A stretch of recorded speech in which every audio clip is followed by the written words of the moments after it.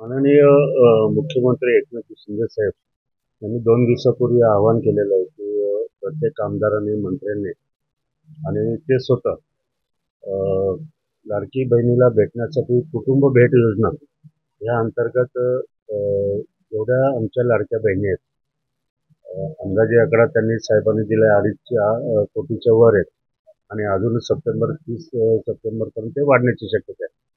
तर त्या बहिणींच्या घरी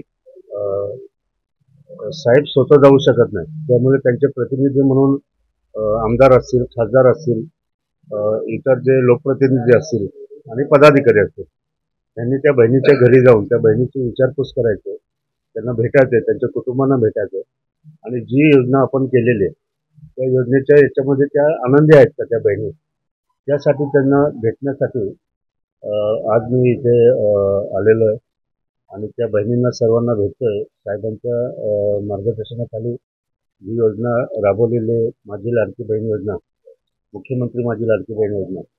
त्यामध्ये आता मी ज्या बहिणींना भेटत आहे त्या सर्व बहिणी आणि त्यांचे कुटुंबीय हे एकदम खुश आहेत आणि तीच विचारपूस करण्यासाठी मी आज इथे आलो होतो.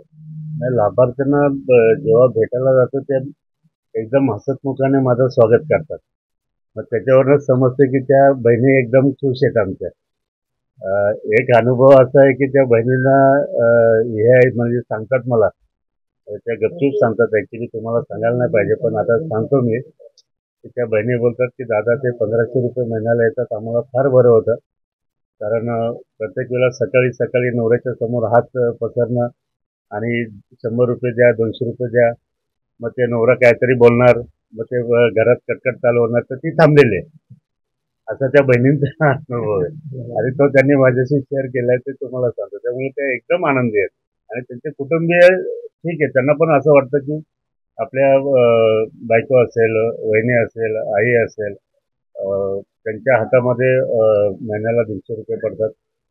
चालू खर्च जो असतो 5 रुपयापासून ते 50 रुपयापर्यंत तो भागवण्यासाठी त्यांना वेळोवेळी कोणाकडे हात पसरण्याची गरज लागत नाही.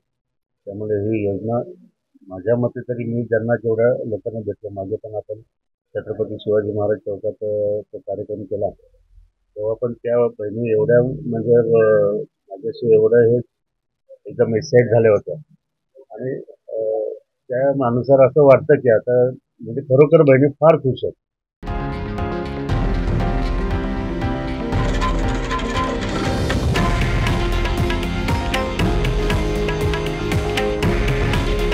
हे आहे देशातील नंबर 1 न्यूज नेटवर्क आणि आपण पाहत आहात TV9 मराठी.